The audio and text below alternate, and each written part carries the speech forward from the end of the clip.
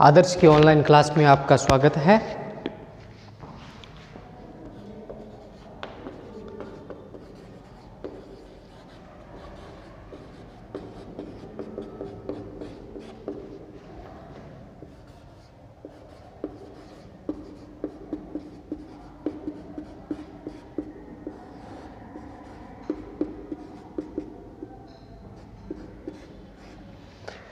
पिछले क्लास में हमने ऊष्मा चालकता के बारे में पढ़ा था। उसके बाद अब हम विसरण गुणांक या द्रव्यमान का अभिगमन पढ़ेंगे। हेडिंग लगाइए, विसरण गुणांक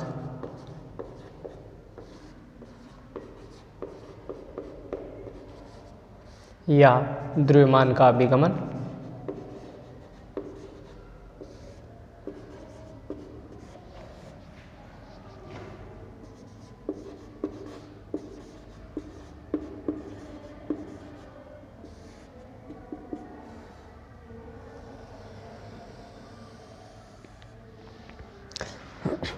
देखिए, कोई भी गैस होती है, वह गैस, उस गैस की सांद्रता अलग अलग स्थानों पर अलग अलग होती है।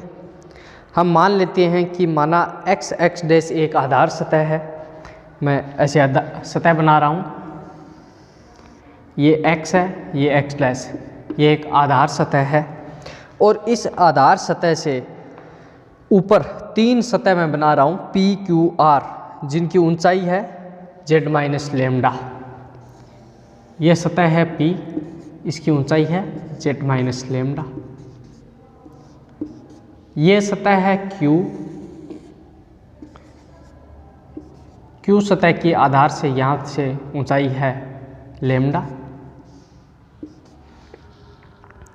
और ये R सतह है, इसकी ऊंचाई है z प्लस लेमडा।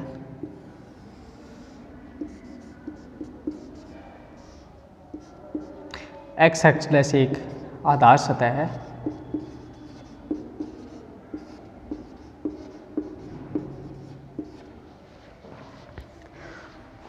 देखिए, यदि n अणुओं का संख्या घनत्व हो तथा dn बटा dz सांद्रता प्रवणता है, dn बटा dz सांद्रता प्रवणता है,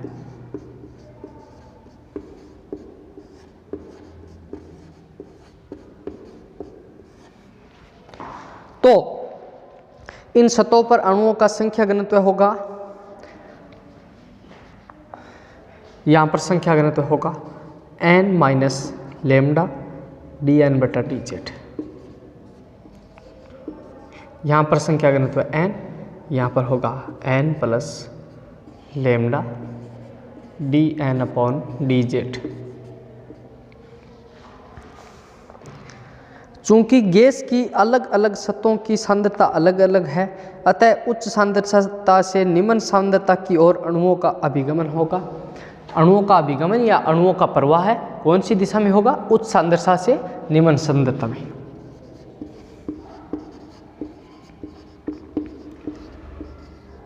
अणुओं का अभिगमन कौन सी दिशा में होगा? उच्च सांद्रता से निम्न सांद्रता की ओर।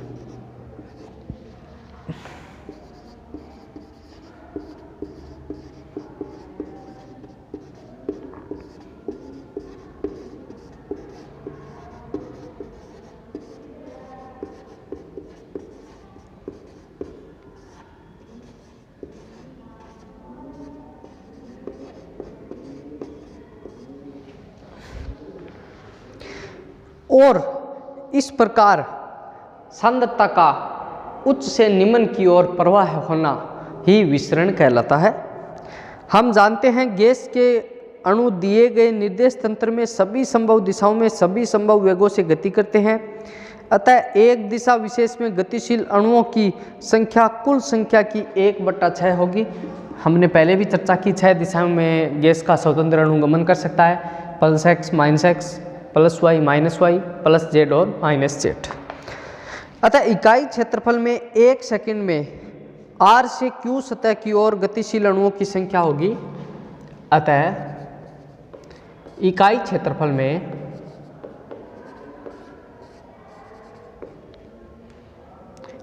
1 सेकंड में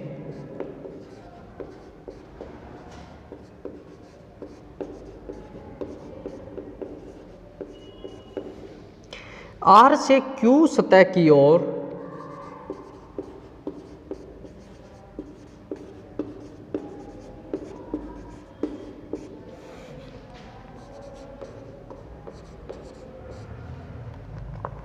गतिशील अणुओं की संख्या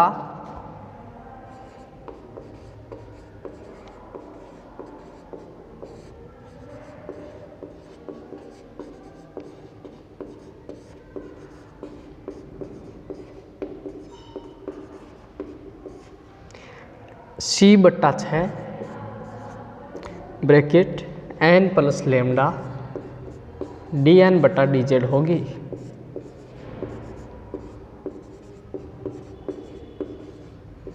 इसी प्रकार P से Q की ओर ऊपर की ओर ये R से Q की ओर है। अब हम P से Q की ओर भी लिखेंगे। इसी प्रकार P से Q की ओर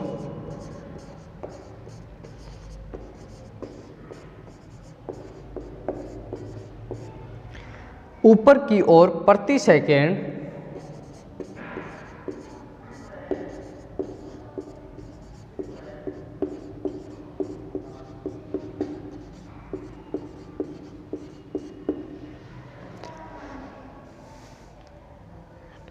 प्रति इकाई क्षेत्रफल अणुओं की संख्या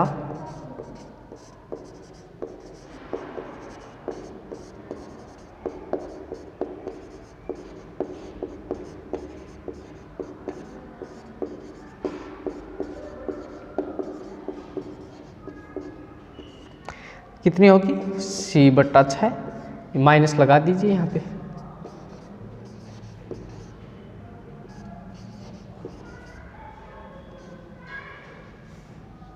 होगी।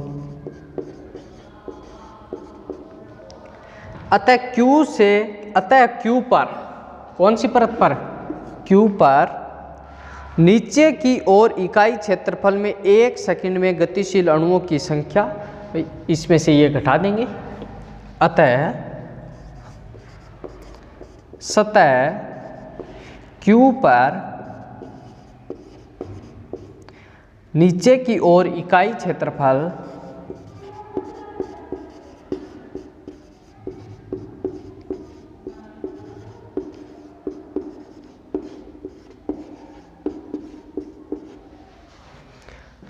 में 1 सेकंड में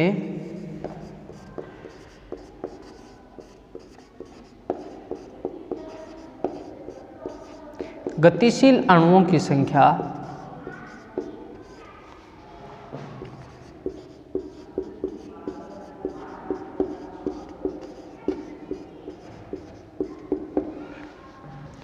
बराबर C/6 n plus lambda dn/dz minus C/6 n minus lambda dn/dz।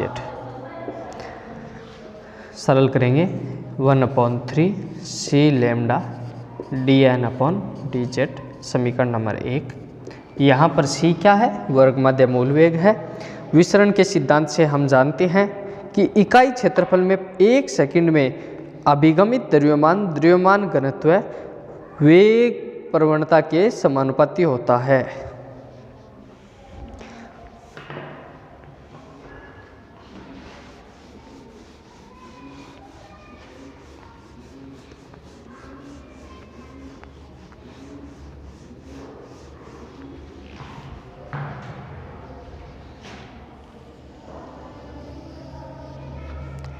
विसरण के सिद्धांत से हम जानते हैं कि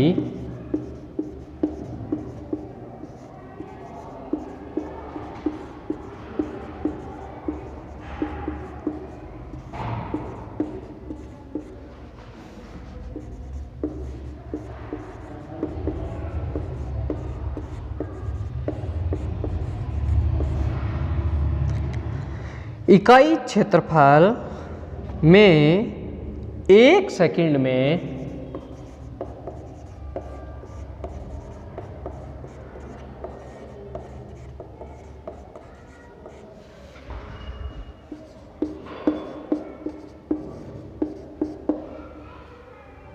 अभिगमित द्रव्यमान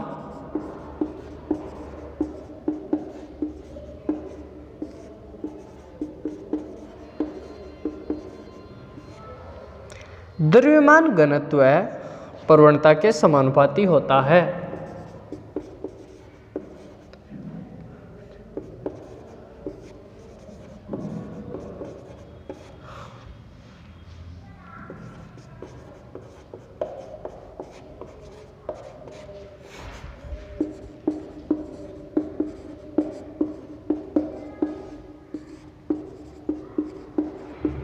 अर्थात ये m है, ये समानुपाती होता है डी रो बटा डी जेड। रो क्या है? यहाँ पर गैस का द्रव्यमान घनत्व है।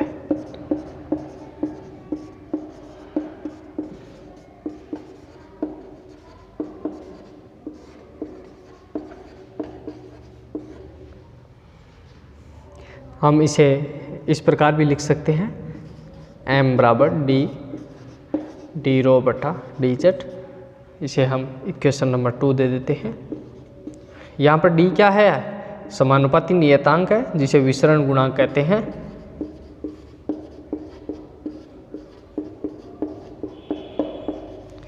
यदि मान लीजिए गैस के अणु का द्रव्यमान स्मॉल m है, तो समीकरण नंबर 1 से इकाई क्षेत्रफल में प्रति सेकंड गतिशील द्रव्यमान कितना होगा? प्रति सेकंड गतिशील द्रव्यमान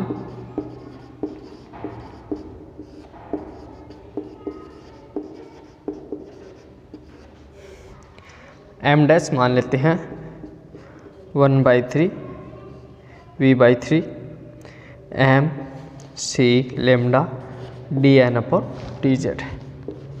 हम इसे ऐसे भी लिख सकते हैं, m डैश बराबर 1/3 c लेमडा d बटा डी जेड, यहाँ पर mn। आगे देखिए, हम इसे ऐसे भी लिख सकते हैं, m डैश बराबर 1/3 c लेमडा d रो बटा डी जेड। इक्वेशन नंबर 3, 2 व 3 की तुलना करो।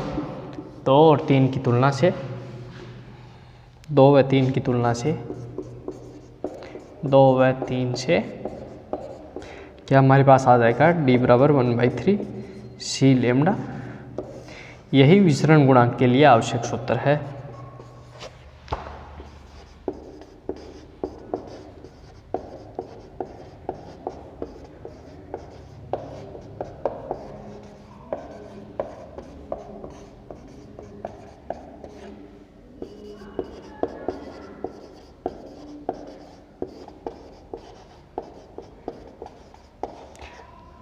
नोट करें इसे, विसरण गुणांक के लिए आवश्यक सूत्र।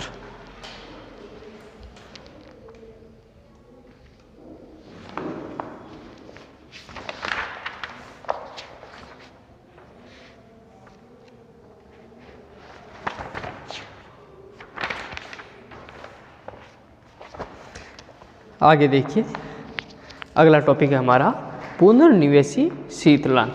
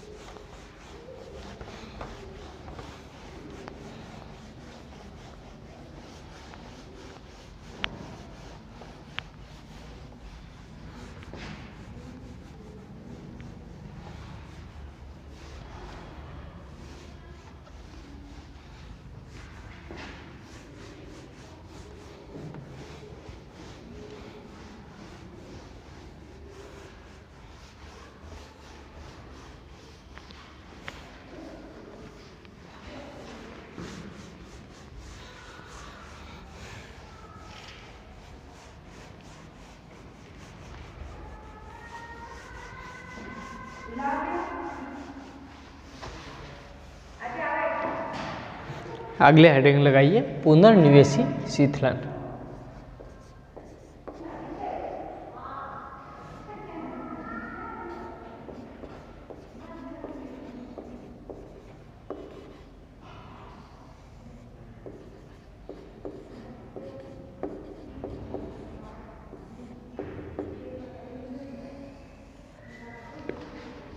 यह विधि जूल थॉमसन प्रभाव पर आधारित है। हमने जूल थॉमसन प्रभाव पढ़ा है। यह विधि भी जूल थॉमसन प्रभाव पर आधारित है। जूल थॉमसन प्रभाव में हम गैस को उच्च दाब से निम्न दाब की ओर लाते हैं। यदि गैस का प्रारंभिक ताप उसके व्युत्क्रम ताप से कम हो तो गैस शीतलन के प्रभाव को दर्शाती है। यदि गैस का प्रारंभिक ताप है वो व्युत्क्रम ताप से कम हो, T is less than Ti, इस स्थिति में कोई भी गैस है वो शीतलन प्रभाव दर्शाती है। इसके लिए हम अब एक चित्र बनाएंगे, उस चित्र की सहायता से समझेंगे। आप ये चित्र नोट करें।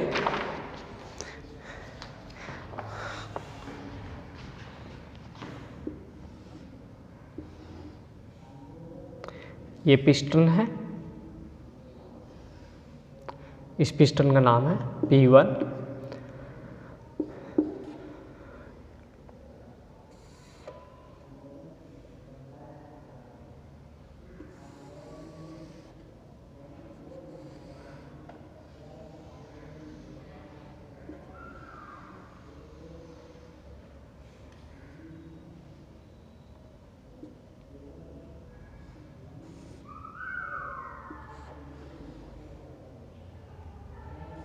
ये एक नलिका है।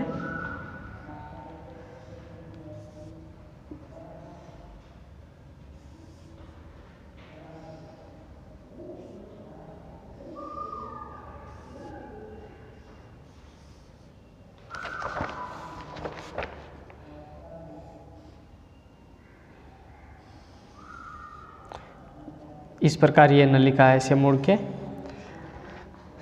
आगे आती हुई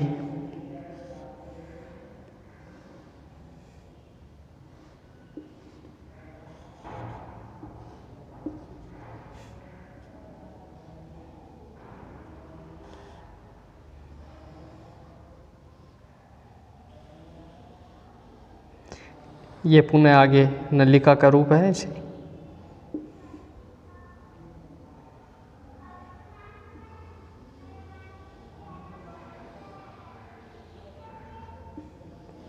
पतली डॉटेड नली है।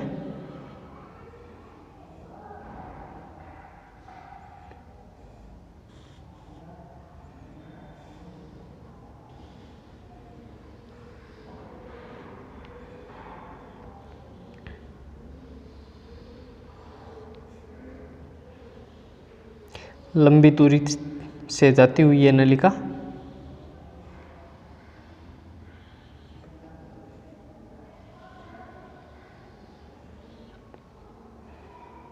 और अंत में ये नलिका एक पात्र में, फ्लास्क जिसे हम कहते हैं, उसमें ये नलिका गिराई जाती है। ये फ्लास्क है।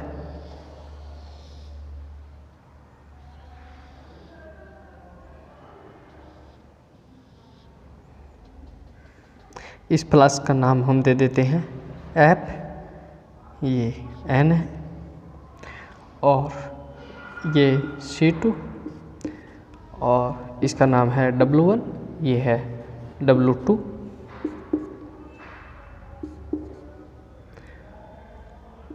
तीर के निशान में ऐसे गैस जाती हुई दिखाई दे रही है। जैसे जैसे तीर का निशान दिखाई दे रहा है,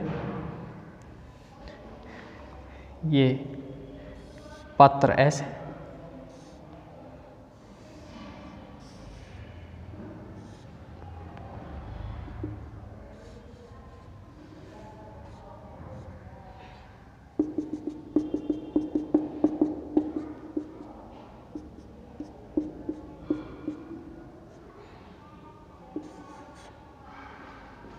ये C3 नलिका है, यह C2 नलिका है और ये C1 है। अब देखिए, चित्र को ध्यान से देखें। इस चित्र का अब हम वर्णन करेंगे सावधानी से। इस चित्र में सबसे पहले हमें C1 दिखाई दे रहा है। C1 एक गैस चेंबर है जिसमें वह गैस भरी जाती है जिसे हमें द्रवित करना है, और इस गैस को पिस्टन P1 की सहायता से उच्च दाब से उच्च दाब पर नली निकाय C2 के द्वारा भेजा जाता है। W1 और W2 दो वाल्व है जो इस प्रकार से व्यवस्थित किए गए हैं कि यदि एक वाल्व खुली अवस्था में हो तो दूसरा वाल्व बंद अवस्था में होगा। यानी अगर हम W1 को खुला रखें तो W2 बंद हो जाएगा, W1 को अगर बंद रखा जाए तो W2 खुला रहेगा, W1 खुला रहेगा तो W2 बंद रहेगा। गैस को जूल थॉम्सन प्रभाव से प्रसार से पूर्व एक पात्र S से गुजारा जाता है जिसमें वांछित द्रव्य भरा होता है और जिसका ताप कम होता है। यह पात्र गैस के प्रारंभिक ताप को उसके व्युत्क्रम ताप से कम करने के लिए उपयोग में लिया जाता है। कौन से पात्र की बात कर रहे हैं हम? इस पात्र S की बात कर रहे हैं, इसकी बात कर रहे हैं।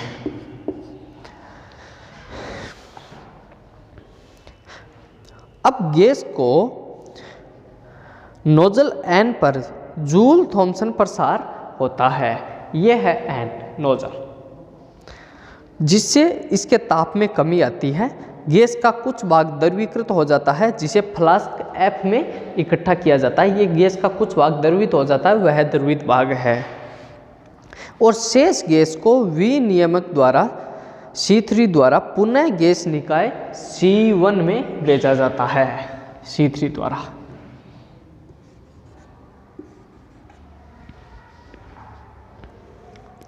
इस प्रक्रिया के दौरान यह ठंडी गैस ऊपर उठती हुई गैस C3 से आने वाली गैस को भी ठंडा करती जाती है, जिससे गैस का ताप और कम हो जाता है। हम जानते हैं अल्प ताप पर dT अधिक प्राप्त होता है, अतः इस प्रक्रिया को बार बार दोहराया जाता है जिससे वांछित गैस को द्रव्य में बदला जाता है। अब हम दक्षता ज्ञात करेंगे इसके लिए।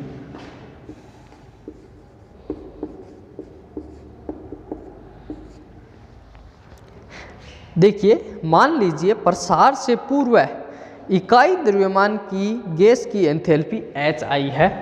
माना प्रसार से पूर्व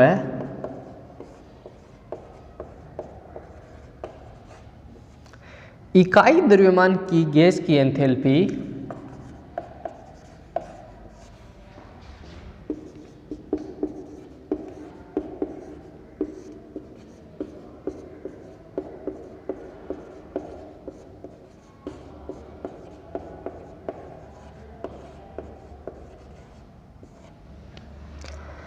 HI है इनिशियल। सैरंध्र डॉट से गुजरने के बाद माना इसका X भाग द्रवीकृत हो जाता है। सैरंध्र डॉट से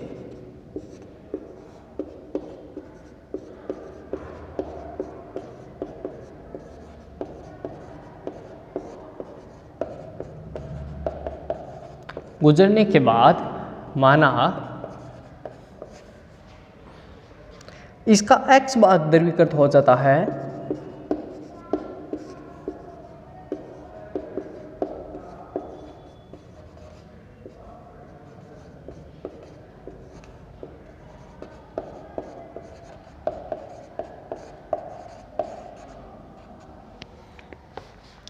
जिसकी एंथैल्पी माना H है, जिसकी एंथैल्पी माना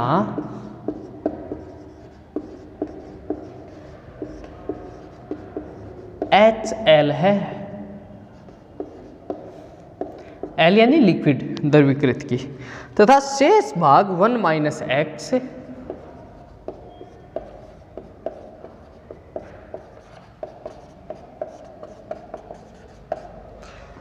पुनः विनिमयक में चला जाता है,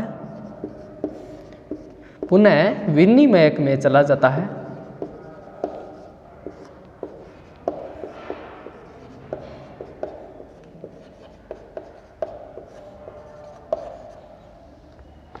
माना इस गैस की एंथैल्पी HF है। कौन सी गैस की एंथैल्पी HF है? जो 1 - X भाग इस विनिमयक में वापस जाता है, इसकी। माना इस गैस की एंथैल्पी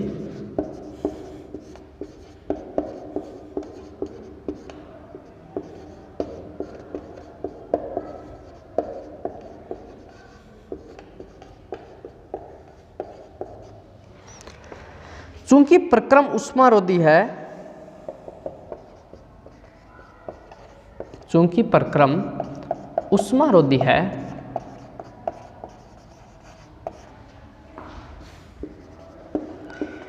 तथा जूल थॉमसन प्रसार में एंथैल्पी नियत रहती है,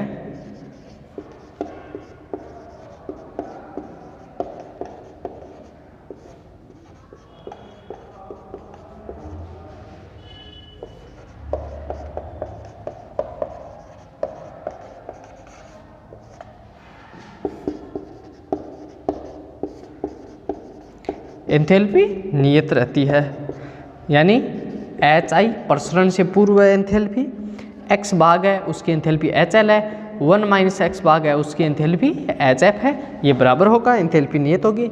एक्स का मान याद कीजिए, एक्स बराबर हो जाएगा H I minus H F बटा H L minus H F. Note करें न्यूमेरिकल के लिए,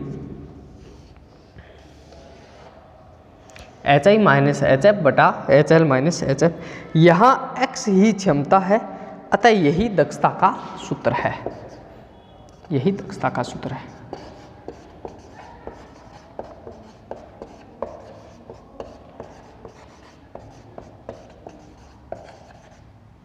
यही दक्षता का सूत्र है, नोट करें।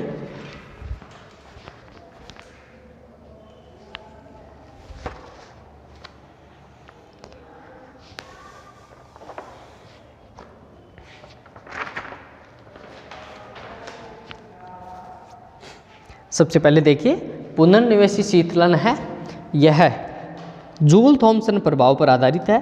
यदि गैस का प्रारंभिक ताप उसके व्युत्क्रम ताप से कम हो तो गैस शीतलन के प्रभाव को दर्शाती है।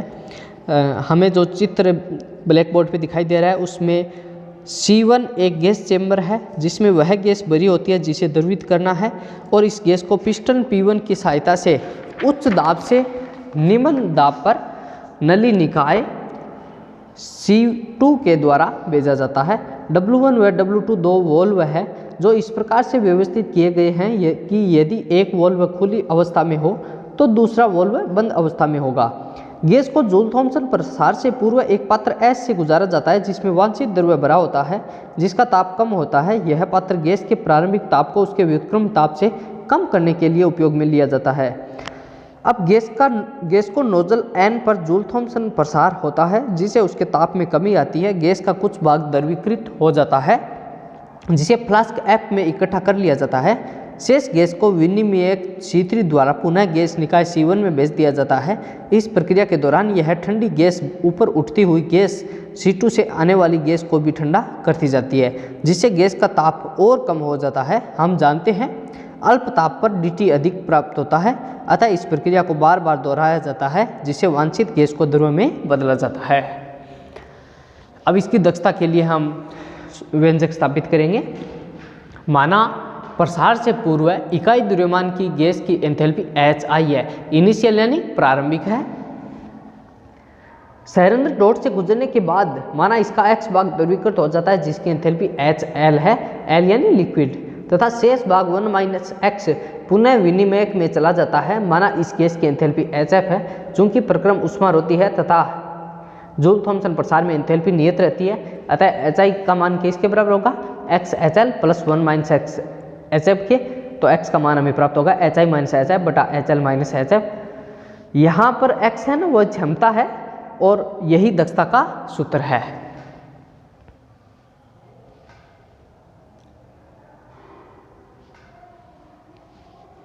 यही दक्षता का सूत्र है, इसे हम नोट करें और छोटा सा क्वेश्चन भी नोट करें। पुनर्निवेशी शीतलन विधि किस प्रभाव पर आधारित है?